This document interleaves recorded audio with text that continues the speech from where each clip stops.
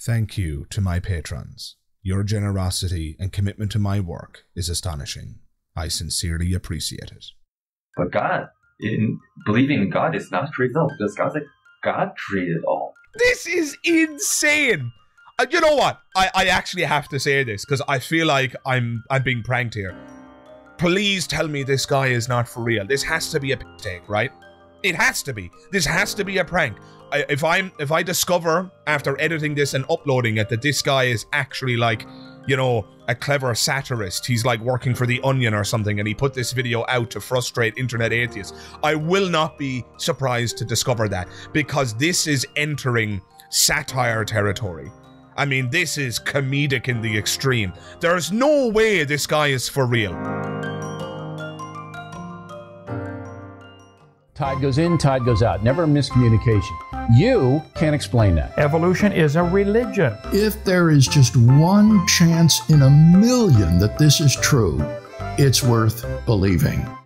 Hey everybody, Magic Skeptic here, and don't worry, the video is about to begin. I just wanted to take a moment to make you aware of my Patreon, the link for which can be found in the description below. Sign up today for as little as £3 per month, and you can gain access to a plethora of perks and extras, including downloadable audio-only and ad-free versions of my podcast that you can listen to on the go. You could also have your question answered in a monthly video, and better still, depending on which tier you choose, you could even sit down for a Skype call with yours truly, Magic Skeptic.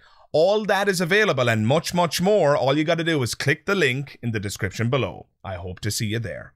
Hey everybody, Magic Skeptic here. In what is going to be quite possibly the shortest introduction to any video ever, here's an apologist to tell us atheists some questions that we're allegedly unable to answer. Let's dive right in. Yeah, so these are some of the questions that my smart, well-educated atheist friends always cannot answer for anything, because they never thought about it. Now let me ask you those same questions. What an utterly bizarre opening. I don't know who this guy's smart atheist friends are, but I do know one thing. An intelligent atheist's inability to answer certain questions doesn't necessarily mean that your God exists. But why do I get the sense that that's exactly where we're going here? Isn't this just all too common in the apologetics community? Christians, Muslims, Jews, or what have you, the apologists of the various religions, will pose questions that have been hitherto unanswered by science. And when atheists are incapable of answering those questions, the theist will declare victory by default. What an utterly appalling way of having a conversation. And conversational etiquette aside, this is just epistemologically ridiculous. It's utterly fallacious. Your interlocutor's inability to answer certain questions doesn't necessarily prove your position, but let's hear him out and see where he's going with this. Maybe the questions do demonstrate the existence of his God, but I'm inclined to doubt it. Let's have a listen. Did you create yourself? And most people say, no, I didn't create myself.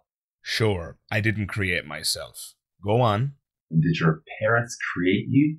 Like they designed all your body parts and designed to make you a male or female and things like that. And they're like, no, they just bore you, right?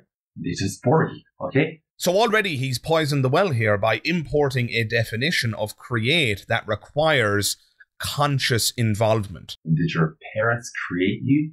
No, they just bore you, right? That requires a meticulous planning of the thing that is being produced.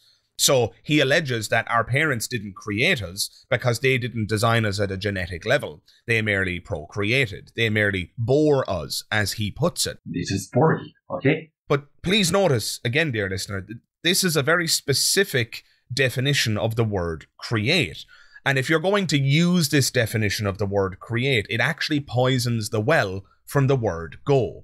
Because now all of the naturalistic examples of creation, where some naturalistic process brings about some effect, he's not going to count any of those things as creation because they're not conscious. So if you're going to start by importing a definition of creation that requires a conscious, willful act, well then, of course, the only examples of creation that are going to work in the theist's mind are examples of a conscious mind producing something.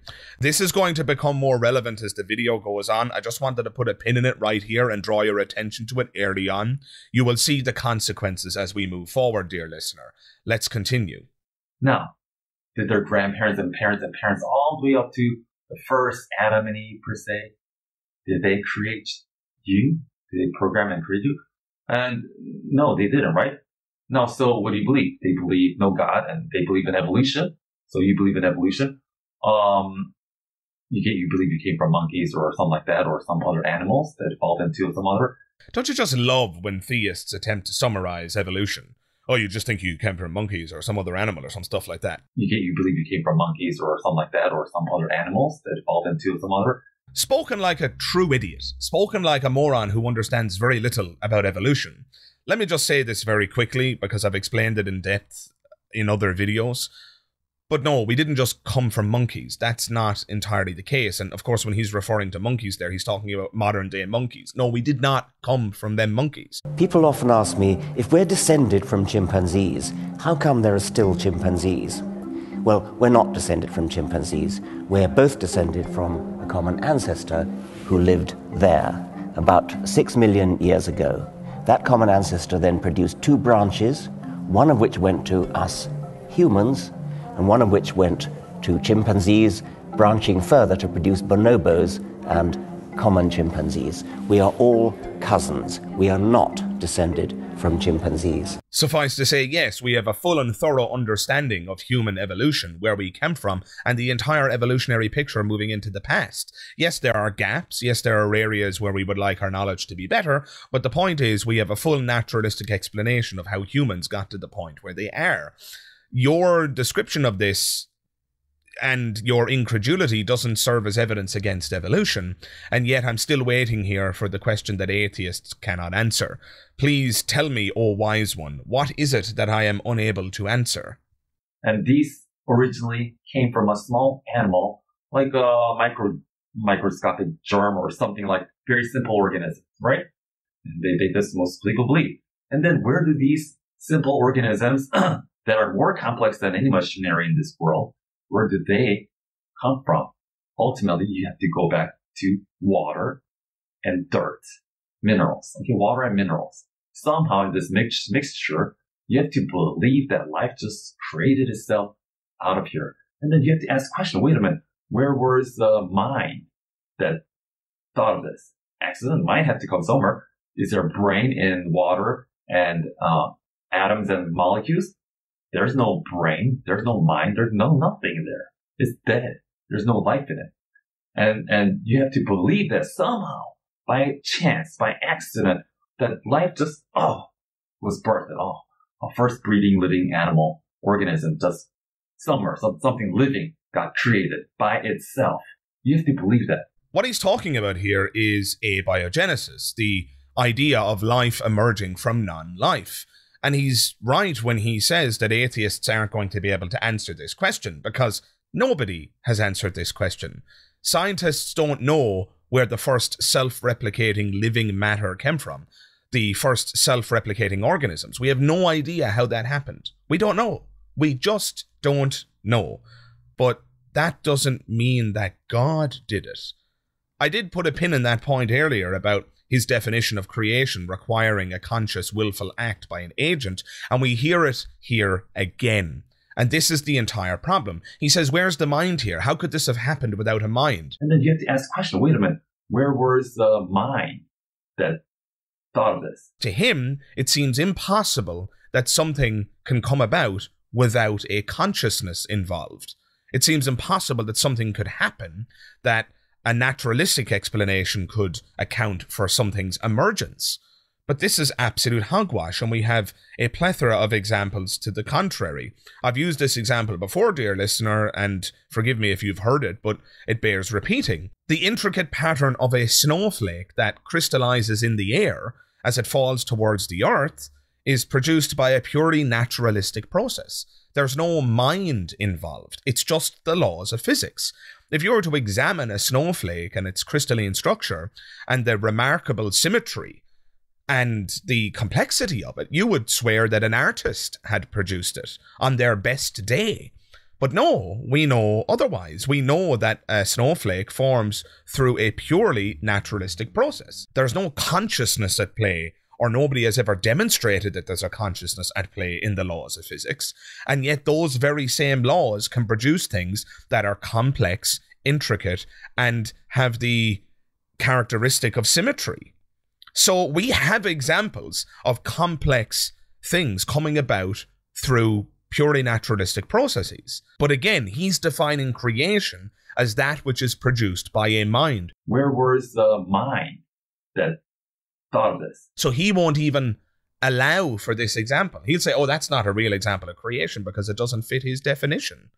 Well, if you want to define words that way, be my guest, but something is happening that's producing complexity, and that something doesn't involve a mind. And this, whether you want to call it creation or not, I don't really give a damn, serves as a challenge to your hypothesis here, that things that are complex can only come about via a conscious thinking agent. And then where do these simple organisms that are more complex than any machinery in this world, where do they come from? This is hogwash. But because he's poisoned the well with a very specific definition of the word creation, he has set up and rigged the game such that all the examples of what I would call creation that go against his position, they don't count because of a definitional move, because of a semantic game. And this is why, at the very beginning, I pointed out that he's poisoning the well. And he's not the first theist to do this. Suffice to say, and in summary, this point is hogwash. A mind isn't involved, or doesn't have to be involved, when something complex is produced. We have examples of complex things coming about through purely naturalistic processes that are unconscious, that do not involve a mind. Now, does that mean that I know that abiogenesis happened as a purely naturalistic event? I mean, if somebody asked me to put money on it, I would gamble. I would bet that it was a naturalistic event. But the true answer is, I don't know how life came from non-life. Hell, maybe there was a God involved. But the time to believe that is when there's good evidence for it. Not just because an atheist can't answer the question, and not because of a stupid definition that's radically specific, which defines out of existence all of the examples to the contrary. None of this serves as evidence for a God, and your own incredulity, the speaker I'm referring to here, does not serve as evidence for God either. And with all that addressed, I'm going to move on to the next point. And this machinery, or this life, is much more complex than a computer. Okay? You cannot even mimic it. It's so small, and it's so, it has an intelligent design, and you have to think, well, where did this design come from? Nobody can answer.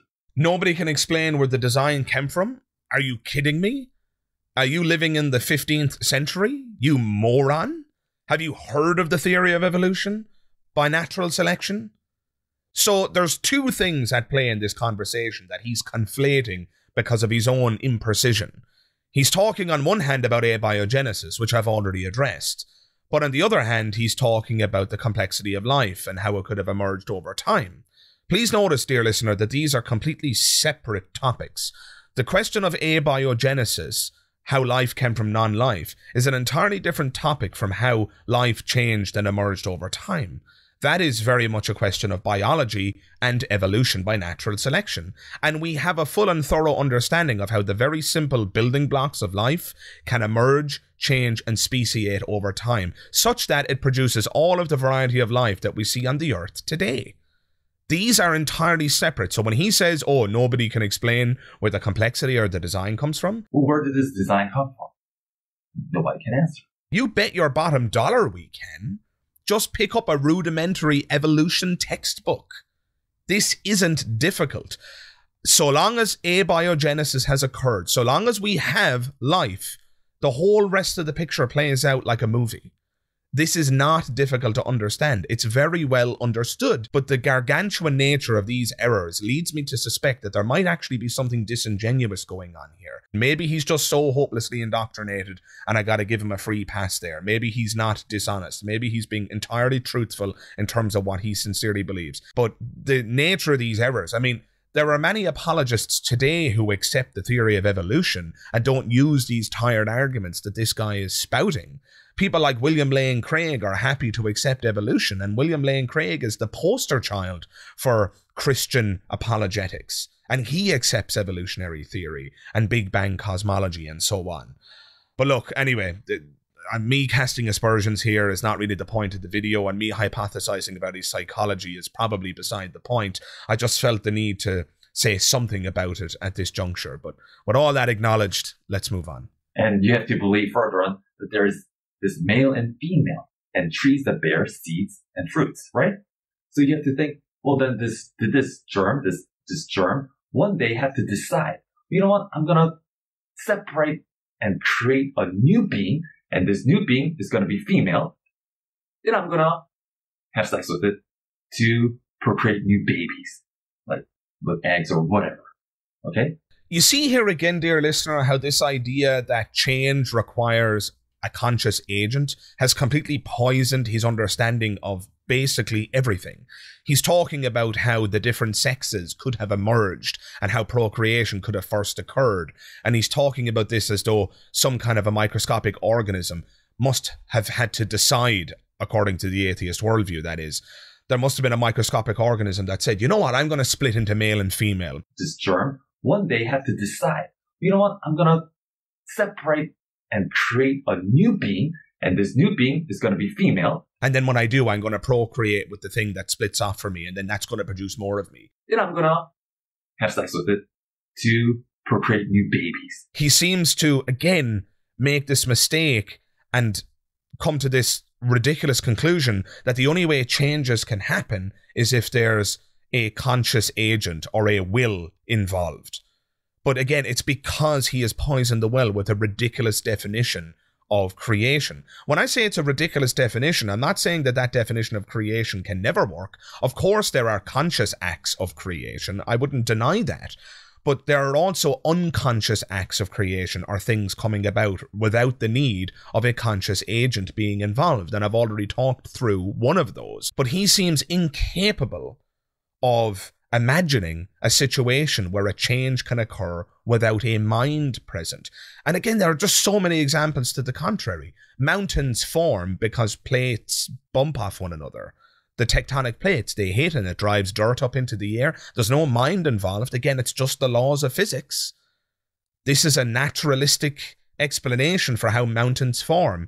But I get the sense that this guy would view this problem as, well, you know, did one plate speak to the other plate and say, let's bump into one another so that we can produce a mountain? This germ one day have to decide, you know what, I'm going to separate and create a new being, and this new being is going to be female. That is literally, and I mean this sincerely, that is actually a reasonable representation of the kind of argument that he's engaged in here. That, in my estimation, and I promise you I'm being genuine and sincere here, dear listener, that is actually a reasonable representation. That is not a straw man of his argument. Not to mention the fact that there does exist some pretty robust naturalistic and evolutionary explanations for the origin of the sexes. But even if there weren't,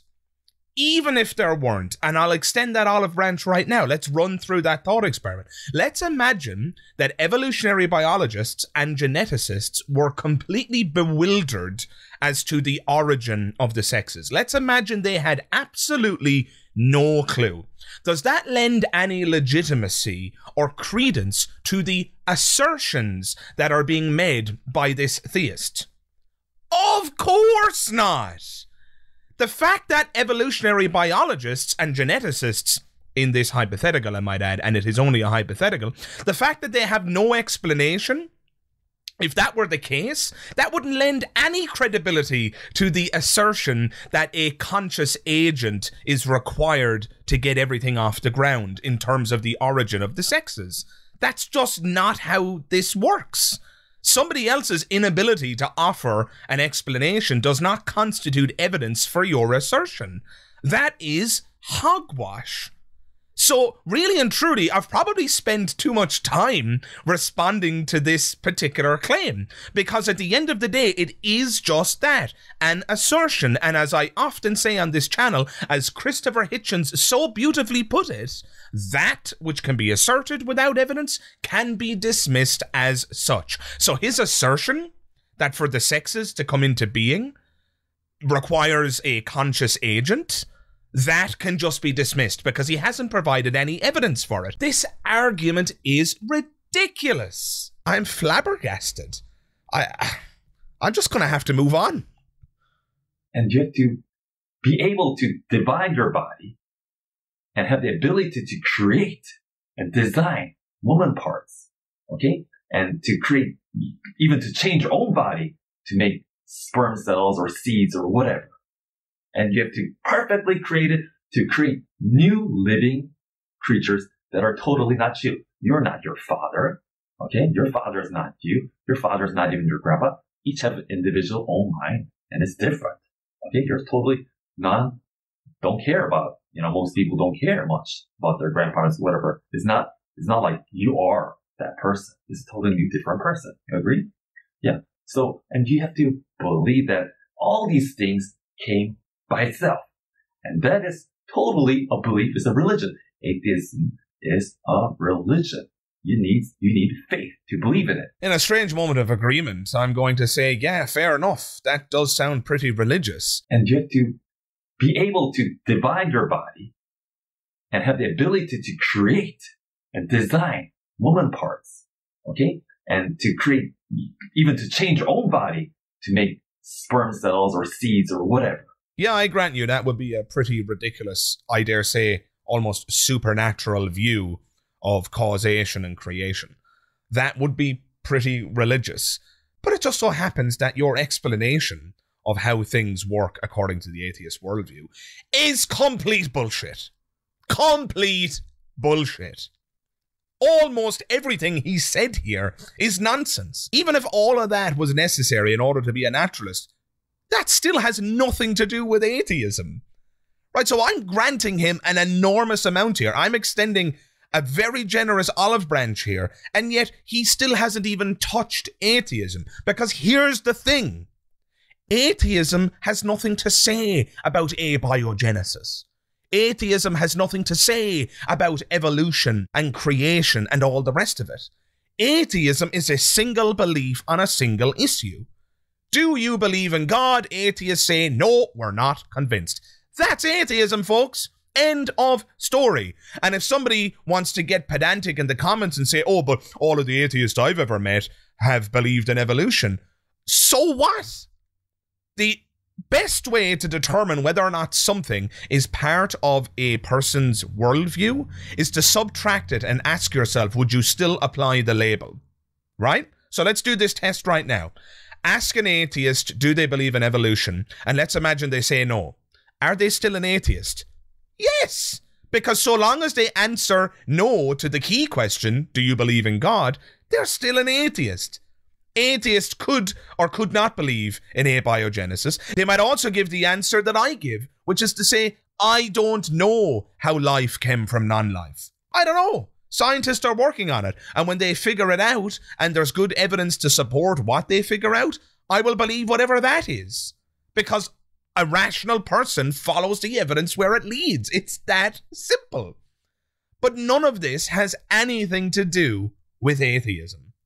And so the entire argument in this video, even if I make those massive concessions that I've made where we just assume that he's correct about the naturalistic worldview and all the supernatural nonsense that he alleges it would require, even if I were to grant all of that, you still haven't criticized atheism. He has a fundamental misunderstanding about what atheism is, and he's attached a whole bunch of shit to it that has nothing to do with atheism.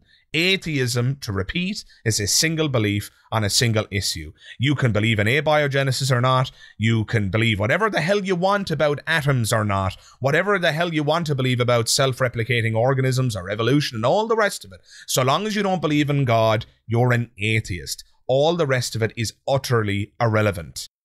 But God, in believing in God is not created all, because God said God created all. by his design. And God in the Bible, is what I believe, created male and female and trees to bear fruits. And in the fruit, there was seed to generate a new life, to multiply and to procreate. Okay, this was the design of God. I'm looking at the timestamp here.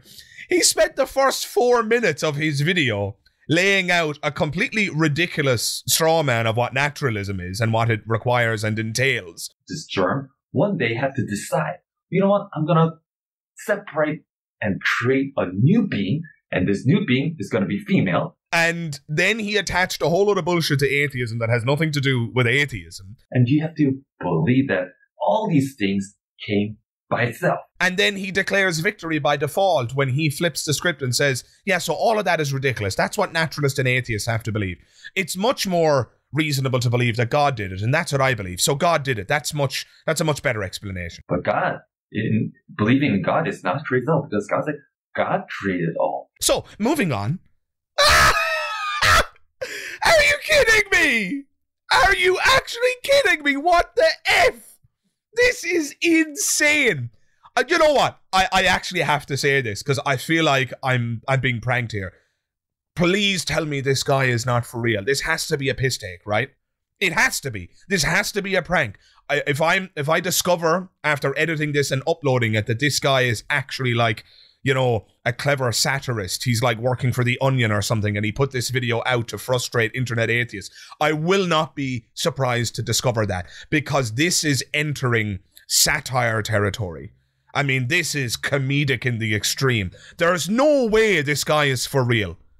Please tell me, please restore my faith in humanity, dear listener, and tell me that this guy is not for real, that this is a piss take, that he's a comedian, that he's just looking to troll the atheist community. Please, please tell me that's what's going on here. Because if that's not what's going on here, somebody needs to get this guy help.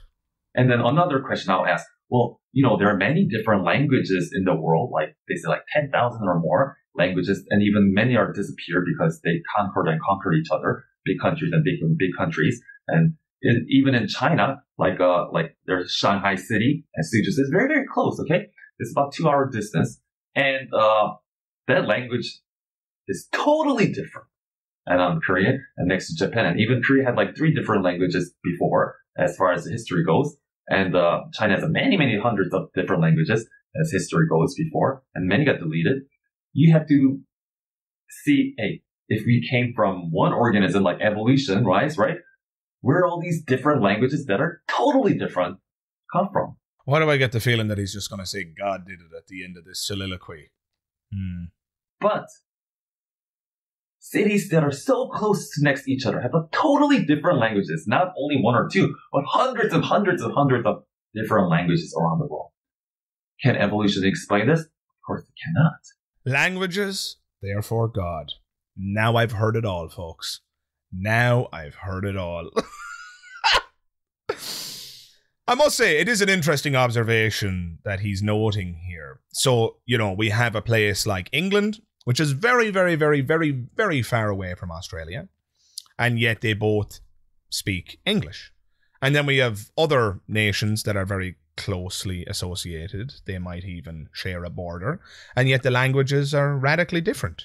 I'm thinking, for example, about Spain and France, right next door to each other, and yet the languages are very different. Fine. What could possibly explain this? Please notice what's at play here, dear listener. And this is a very common apologist tactic. The apologist proposes some mystery, some hitherto unexplained phenomenon, although I don't think that's the case here with languages, so let me rephrase. The apologist proposes a question, and then when the interlocutor struggles or hesitates or is unable to answer the question, or perhaps has the humility to say, I don't know why that is, then he says, see, therefore God did it. This is utterly ridiculous. This is all just one big fat argument from ignorance fallacy, folks. An argument from ignorance fallacy is the fallacy of assuming that your asserted explanation is correct because nobody else can offer a better one, or what you perceive to be a better one. So when theists, you know, speak to various people around the world and they pose these questions, when their interlocutor says, I don't know, or I'm not sure, or offers a hypothesis that the theist finds uncompelling, the theist sees this as a victory. Every interlocutor's inability to answer a question, or every attempt that results in a bad answer, is seen as confirmatory evidence of their chosen religion, of their assertion that God best explains this. Please notice that he never provides any independent evidence for his claim that God explains how language diversified, in some cases radically and in some cases not so much. But he just says God did it at the end of everything without providing any independent evidence whatsoever. I just feel the need to point it out here again. Your interlocutor's inability to answer a question is not evidence of your assertion. That's nonsense. That's an argument from ignorance. It just doesn't work. It's utterly fallacious. And if you actually care about your beliefs and whether or not they're true, you should abandon that kind of thinking immediately. Furthermore, there are good explanations for how language emerged over time. If you just Google Asia, as I did in preparation for this video, and ask Google why are there many different languages, it turns out that there's a slew of explanations for why there are so many languages in such a tight-knit space. Sometimes countries that share borders, sometimes a place that's only 10 miles away, somebody could be speaking a radically different language. And it has a lot to do, again, with the history of colonialism and the nature of trade and international travels throughout history. Right? I mean, all of this is explicable. All it requires is the slightest modicum of curiosity and the willingness to Google something. Now, I'm not a history expert. I'm not a languages expert. Obviously, you would need somebody far better educated than me in order to explain the peculiarities and the particulars of how languages have emerged and evolved and changed or not changed over time. Suffice to say, there are naturalistic explanations. None of this requires a god. But, you know, tell that to this guy who might very well be a prankster. I'm starting to entertain that notion more and more. But anyway, let's move on to his next nugget of wisdom. The Bible clearly says God divided the language so the people would spread all over the world because they didn't want to listen to God and spread over. They just wanted to create one city, and the Bible says it was one language at the time. But God confused their language because they were going against God, creating this Babel Tower, to reach the heavens, right? And God thought it was so foolish that God's like, no, I'm just going to confuse your language. And confuse all the language and change all the language of everybody. They couldn't understand each other, so they departed from one another. Okay? And that's what I believe. Well, why didn't you say? The Bible says that it happened? That God confused our language? Well, there you go. It's so obvious. The Bible said it, therefore it's true. Wow! I feel so informed. What a wonderful worldview. How great it must be to be a Christian theist. All answers at your fingertips in the Bible. You don't need Google. You don't need an education. You don't need science, schmience. All you need is your good book. All you need is the Bible. That has all of the answers. And one of those answers is that God is a dick. So God poisons us with confusion so that we're unable to communicate with each other anymore because we were building a tower to heaven. He's interpreting the Tower of Babel as a literal narrative. So God was worried that we were trying to get to heaven by building this really tall tower. So then he confuses everybody with different languages. And then we're unable to work together anymore. First of all, I have serious issues with the idea that that would actually accomplish the goal there.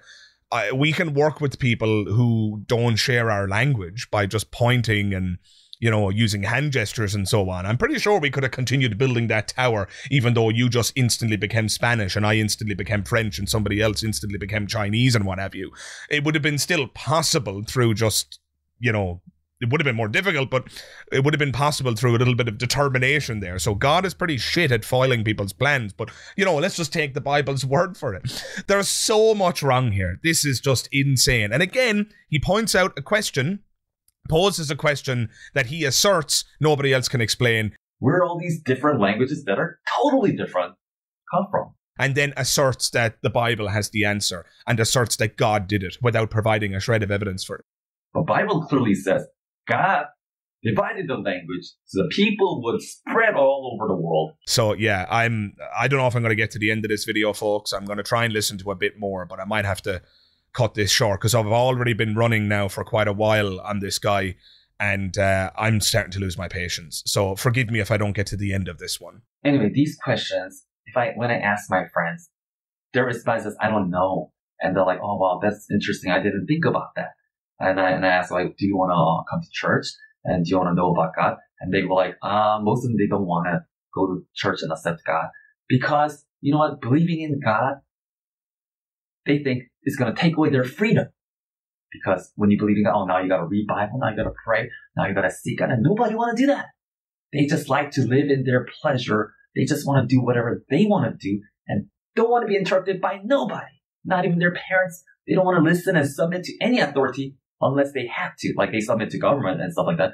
But that's because they have to, or else they're going to get kicked out or die or have some serious consequences. No, the reason they don't want to go to church has nothing to do with the fact that they don't want to submit to God. They don't want to listen and submit to any authority. It has nothing to do with the fact that they just want to live without any authority or any rules. They just want to do whatever they want to do and don't want to be interrupted by nobody. It's because their inability to answer a question doesn't serve as evidence for your God. When I ask my friends, their response is, I don't know. I mean, just flip the script.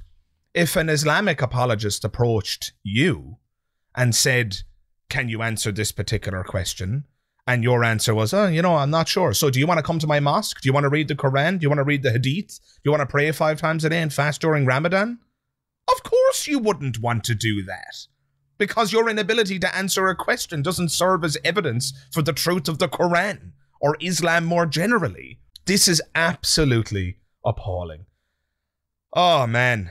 Goodness. I mean, if this guy is for real, I've definitely lost some faith in humanity today. There is a serious consequences in rejecting God, because when you die, I mean, everybody's going to die. I'm going to what? If a car hits you, you're going to die. I'm going to what? If you get old, you're going to die. No!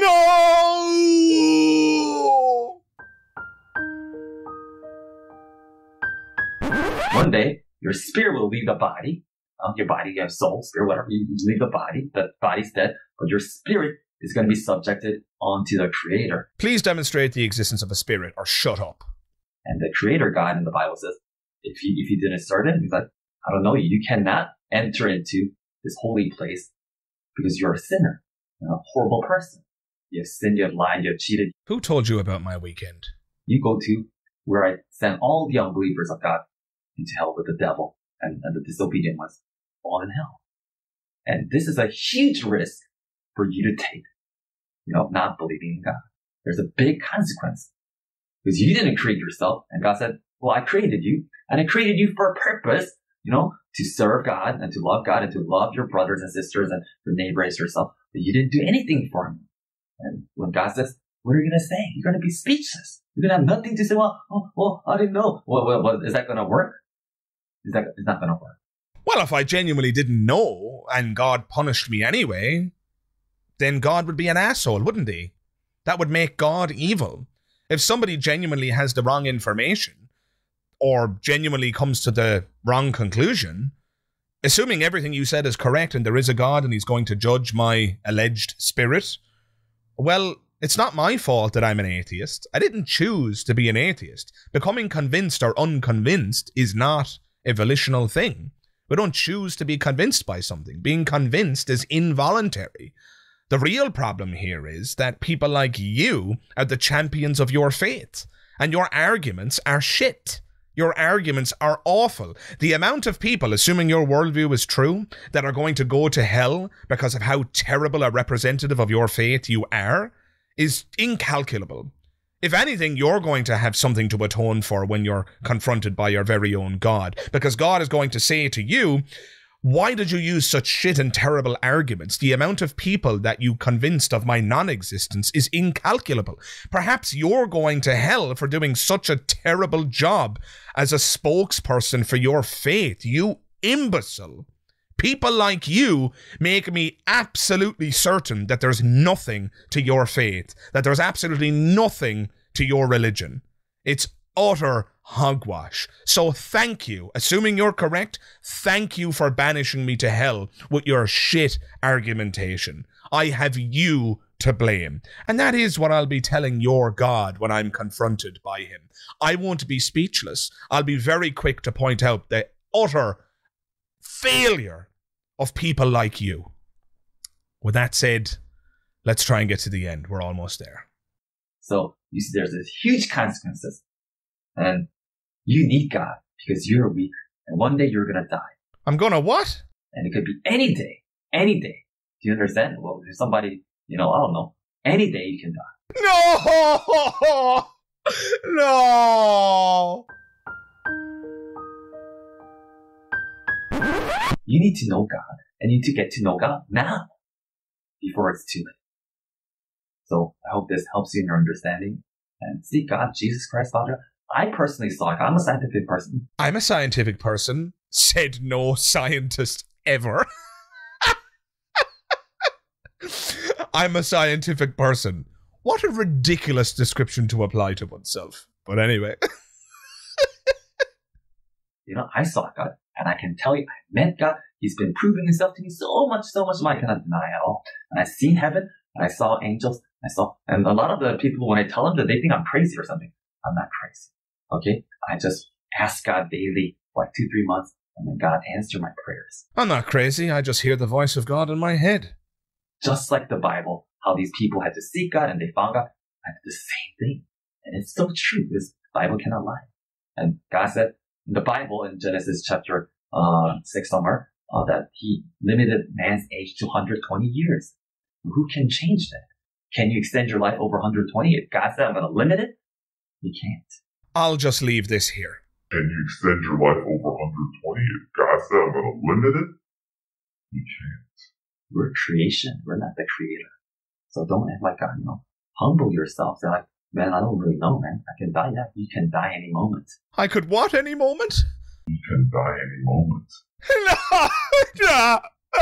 No! Wow, I actually brought tears into my eyes. Maybe I should be an actor. You should be worried. Where are you going to go? Where are you going to go? You're going to really go into hellfire? Do you really want to go there? I'll believe that. Well, you're going to find out then. Because I found out that there is really hell. God's like, God, you said there's hell, man. Show me. And God literally showed me right on my face. So I'm here to tell you as a witness, okay, of knowing Jesus Christ. And it's much blessed because he loves you. He loves that he gave his only begotten son, Jesus Christ, to die for your sins so you can be cleansed and enter into the kingdom of heaven. Understand? So I hope you take my advice seriously. And Lord God bless you and open your eyes. In closing, I love this this way he ends the video. Just remember, God loves you. He really, really loves you. He loves you. Yeah, he loves me so much that he's going to banish me to hell for being honestly unconvinced in his existence. When God says, what are you going to say? You're going to be speechless. You're going to have nothing to say. Well, I didn't know. Well, is that going to work? It's not going to work. Sounds like a real swell guy. Sounds really loving, But anyway, guys, we actually, would you believe it? We got to the end of this. If you got to the end with me on this one, I have to admit this was particularly painful. So if you got to the end of this with me, well done. Well done. And, jump into the comments below and tell me how agonizing this was for you. Maybe you had some fun at my expense along the way, because at the end of the day, I'm the one who has to suffer and respond to these guys. But, jump into the comments below and tell me how painful this was for you. Let's use a 10-point scale. 1 being not painful at all, 10 being excruciating agony. What was your rating trying to get through the utter drudgery of this apologist? And, while you're at it in the comment section, guys, do drop a like in the video. You have no idea how much that helps out the channel. It costs you nothing, and it just gives the channel all the help in the world. But if you do want to take your support of the channel an extra step, you can jump into the description box below. When you're there, you'll find the link to my Patreon. Click that link, you'll be brought to a page where you can sign up for as little as £3 per month.